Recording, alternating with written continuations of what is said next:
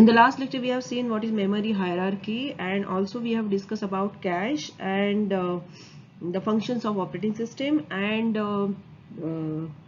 we have discussed what is contiguous and non-contiguous memory. We have seen what is contiguous and non-contiguous memory. In contiguous memory, I said it's like we are allocating the space in sequence like an array, and in non-contiguous, I have given you the example of linked list. So first node will have the address of the next node, and next we'll have the address for the third, and third will have the address for the fourth. Okay, so today we are going to discuss about contiguous memory in detail. There are two approaches of contiguous memory. First is fixed size partitioning, and second is variable size partitioning. So process is required to be stored in contiguous fashion. We cannot break the process in parts, okay, in this type of memory. So we have to allocate the memory in sequence in contiguous memory. So here in the diagram, I have shown what we are going to discuss. The main thing for us is how to bring the process from secondary memory to main memory, and how to allocate the main memory space for the processes. Okay, so we are going to discuss both the types now, fixed size and variable size. So first is fixed size partitioning. Here in the diagram, I have shown main memory having the capacity of 10 kilobytes. Okay, so you can see the partitions 2 KB, 2 KB, 1 KB and 5 KB. So out of 10 KB, 5 KB partition is free, okay, which we can utilize to allocate a process. So in this, if the process, for example, if the process size is 4 KB, and if we allocate that 5 KB partition to P1, what happens is 1 KB is remaining, right? Out of 5 KB we are allocating 4 KB, but 1 KB is remaining, and that we cannot allocate to any other process. Okay, so that memory is wasted. So this type of waste of memory is called as internal fragmentation. Okay, for example, if we go to the restaurant, okay, table, there is a table with 4 chairs, but only 3 friends are there. Okay, so what will happen? One chair will be vacant, okay, and will be wasted. The third person will not come and sit there. So out of 4 tables, 4 chairs, only 3 chairs are utilized. So this is called as a internal fragmentation. Okay, similarly, another example is last page of the story book. Suppose you or chapter, okay, we leave that space as it is. We don't start generally the second chapter or second story on the same page. Okay, so the solution for this is variable size partitioning. Okay, advantage of fixed size partitioning is what? It is easy to manage. Now we'll see what is variable size partitioning. Here there is no partition, okay, there is no predefined partition as we have seen in the fixed size partitioning. Okay, so it's the memory is a single chunk of memory, and we allocate the processes, we allocate the memory to the processes as per the sequence. Okay, so here P1 is having 4 KB, so 4 KB memory is allocated to it. Then next will be 2 KB and the remaining will be 4. So 4 plus 4 is 8 plus 2. So the total memory size is 10 KB. Okay, so here we will allocate exactly that much space which is required. So there is no internal fragmentation in this case. Now we will discuss space allocation policies, which are for both variable as well as fixed size partitioning. So there are 3 approaches: first fit, best fit and worst fit. In first fit, we start from the first block and find the first block which can satisfy the requirement. In best fit, it will search entire memory to find the smallest partition but able to satisfy the request. And the third approach is worst fit. It will search entire memory to find the largest partition to satisfy the request. Now we'll solve one example for variable size partitioning and then fixed size partitioning. So here in this problem, there are 4 processes given. Okay, P1, P2, P3 and P4. And we are going to discuss about the first approach, that is first fit. Okay, this is the main memory which is given. Okay, in the main memory, the partitions which are shown in blue, they are already occupied. Okay, so this is a state, this is a current state of RAM or main memory. Okay, and these white partitions are free partitions which we can allocate to the processes. So now P1 is 300. Okay, what we said for first fit, it starts from the first block and find the first block which can satisfy the requirement. So the process 1 is having 300.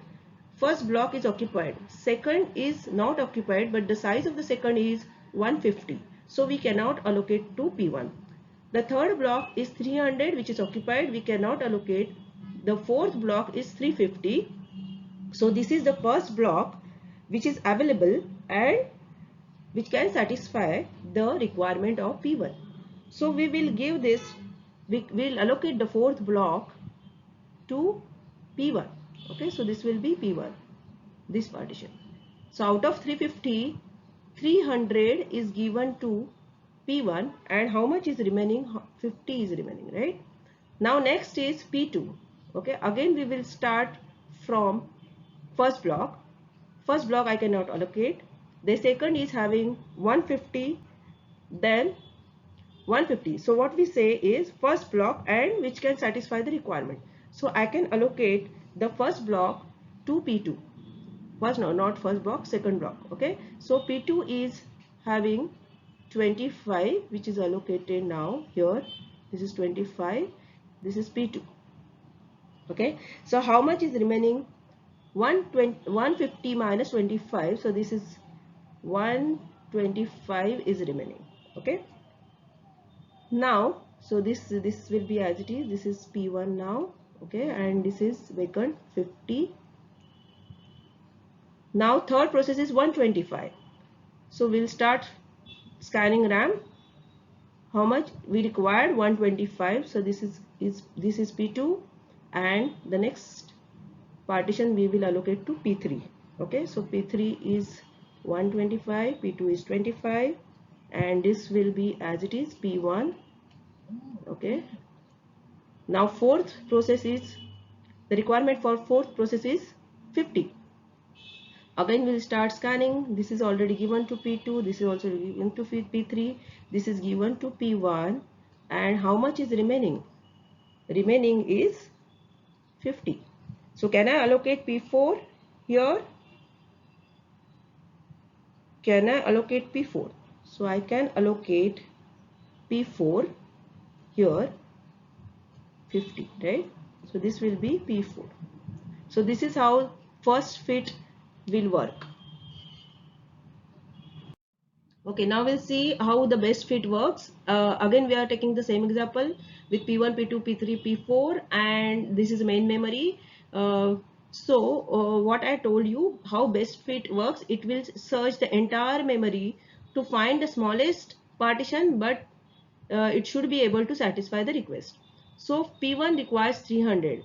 The first empty partition has capacity of 150, so we cannot allocate to P1. The second empty partition is having the space 350, so we can allocate to P1. So this will be P1, right? And how much is remaining here? 50 is remaining. The next is P2, which requires 25, but what we said here, it will search the entire memory to find the smallest partition, but which will satisfy. So 150, and how much is remaining? 150 and 50. So which is the smallest one? 50 is the smallest one. So we cannot allocate the second partition to P2, but we are going to allocate this. This is P1, so we will allocate this to P2. Okay, so how much remaining? 50 minus 25, this is 25, this is 25. Okay, third is 125. So what is remaining now? 150 and 25, right? So out of 125 we will allocate here, we'll allocate 125 to P3, and how much is will remain here? 25, right? So this is given to P3, this is given to P1, this is given to P1, this is P2. Okay, so how much remaining? 25 and 25. The last is 50. Now this is occupied, P3, okay, and P1, this is P2, and 25, 25. But can I allocate this P4 to this section and this section? No, I cannot allocate. Okay, I cannot allocate. Even though 25 plus 25, 50 is available, we cannot allocate to P4. Okay, so this is called as internal fragmentation. Okay, so best fit performs worst in variable size partitioning. This you have to remember for this particular example. Okay, so now we'll see the third approach, that is worst fit with for the same example P1, P2, P3, P4. This is the RAM, main memory. The worst fit will search entire memory to find the largest partition to satisfy the request. Okay, so we are going to search the RAM for the largest possible free memory, okay, so that we can allocate to a particular process. Now here P1 is 300, and what is available, where are the available partitions? There are only two available partitions. One is having the capacity 150, another is having 350. So which is the largest? 350 is the largest, so we will allocate P1 to this partition. Okay, so this will be 300, so remaining free space is 50.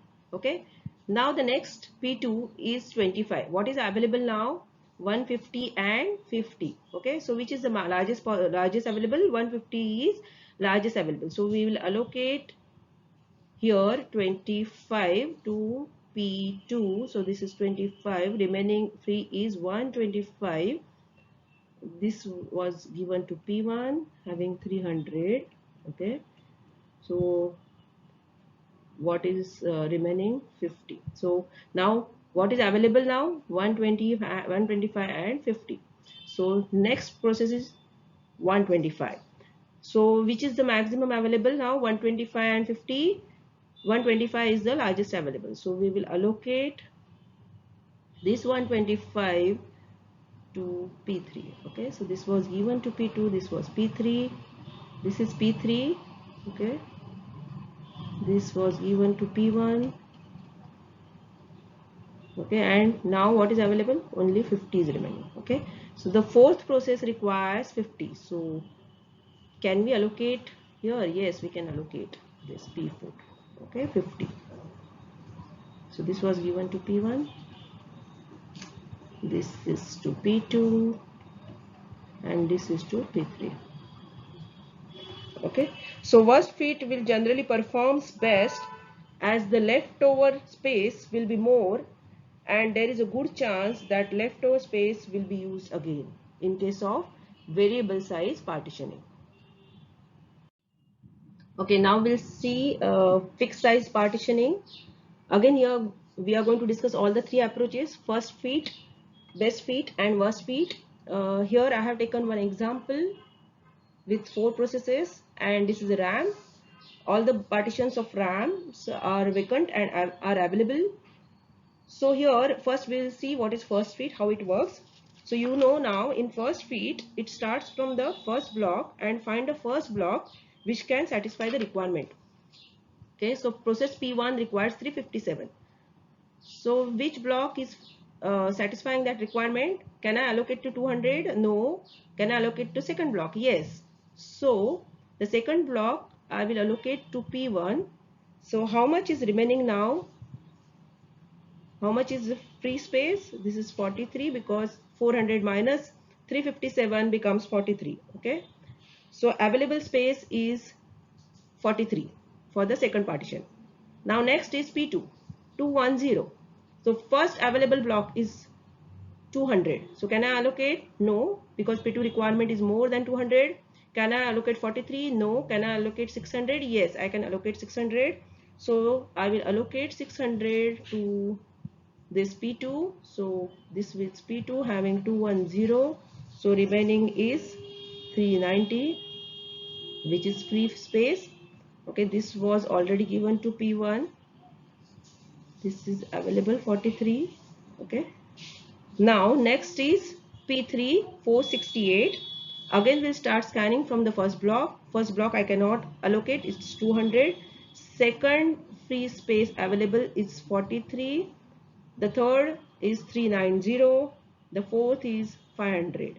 Okay, so can I allocate this? No, because it is smaller than required. So P3 I will allocate to 500. So this will be, this we will allocate. So this will be P3. Okay, this will be P3 having requirement as 468. So for 500 minus 468 is 32. Okay, 32. So here it is available. How much is available? 390. Okay, this is given to P2. This is how much available here? 43. This is given to P1.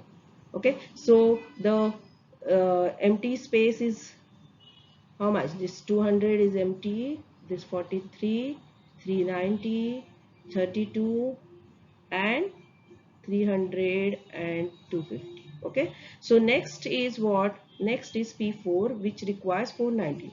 Again we'll start scanning from the beginning. I cannot allocate 200, I cannot allocate 43. Then next is 390, I cannot allocate. The next is 32, then 300 and 250. So the requirement of P4 is more than available space, so we cannot allocate P4. Okay, we cannot allocate P4. Even though the space is available, we cannot allocate to any process. Okay, any process which is required more than a particular partition size. So this is called as a internal fragmentation. Okay, so this is a problem here, that we cannot, even though the space is available, we cannot allocate to P4. Now we'll see how it works for best fit with for the same example. Okay, so in best fit we say that it will search entire memory to find the smallest partition but able to satisfy the request. So what is the request? P1 requires 357. So it will start scanning and will try to find out the smallest possible. So this second block is satisfying the requirement. 600 also satisfies, this also satisfies. Okay, so out of 400, 600, 500, which is the smallest? 400. Okay, so we will allocate this particular second block to P1. Okay, so here we will allocate to P1, which is 357. So remaining again is what? 43 here. Okay, the next is 210. Now 210, can I allocate to this? No. So can I allocate to 43? No. So what is remaining now? 600, 500, 300 and 250. So which is the smallest one available, which satisfies the requirements, is 250. So I will allocate this to P1. Okay, so remaining will be how much? Remaining is 40. Okay, here how much was remaining? 43. Okay, so now next is what? 468. Now which is available, which can satisfy this request? I can allocate this, I can allocate this also. Okay, so which is the smallest one? 500. So I'll allocate to 500. So this is P3, which I allocate. The remaining is how much? 500 minus 468, 32. Okay, this was given to P1 before. Here it is 40 is available. Here 43 is available. Okay, and this was given to P1. Now next is 491. Now which is available now? Now remaining one is 600, 200 and 300. So I can allocate to 600, right? So 600 I will allocate P4 here, and the remaining is 600 minus 491 is how much? 4109, right? This was given here, this was free, it was given to P1, this was given to P3, the remaining was 32 here, this was given to P1, the remaining is 40 here, and how much is remaining? 300, and here 200. Okay, so P1 can either be fit in 400 or 600. Okay, that we have seen. But what we are going to select here, we are going to select the minimum. So every time you are going to select the list or smallest space which is available and which can satisfy the requirement. Okay, now we'll see how worst fit works. Again, we are taking the same example with 4 processes, P1, P2, P3, P4, and you know now how worst fit works. It will search entire memory to find the largest partition to satisfy the request. So, what is the requirement for P1? P1 is 357 and the largest available space is how much? It is 600, right? So we will allocate this 600 to P1. So this will be P1 having requirement 357. So 600 minus 357 is how much? It is 109. So this is available now, 109. Okay, and the next is 210. Okay, so 210, which is available space, which is maximum largest space available is second largest is what? 500. So we will allocate P2 here. 500 minus 2 500 minus 210 is how much? So this is 290, which is available now free. Okay, so this was already given to P1, so this is available space 109. Now how much is remaining? 200, 400, 109, 290, 300 and 250. Okay, this is the available space, free space. Next is P3 468. Okay, the requirement is much more than what is available, so I cannot allocate P3. Okay, I cannot allocate any memory partition to P3. Similarly for 491. Okay, so we cannot allocate P3 and P4. So best fit performs best in fixed size partitioning, as we know, as it is the space is going to be wasted due to fixed size. Here we select minimum size partitioning which can accommodate the process. Now in this particular case, you can see that which is the available space which is wasted. So total external fragmentation in case of worst fit, we can say that if you add this 200, then 400 available space, okay, then 300 and having what 250, okay, the total is how much? 1150. Okay, so this is the available space, but we cannot use. And what was the requirement? P3 plus P4. What is the requirement? 468 plus 491. The requirement is 959. Okay. So now I can say that 959 space is wasted in external fragmentation. I am not saying that 1150 is wasted in external fragmentation. What I'm saying, 959 space is wasted in external fragmentation. This you have to remember. Okay, so because of contiguous policy, system suffers from external fragmentation, and due to fixed size partitioning policy, system suffers from internal fragmentation. These both the things we have seen just now. Okay, so in variable size, there is no internal fragmentation because system use exactly that space which is required, and remaining space can be used by another process.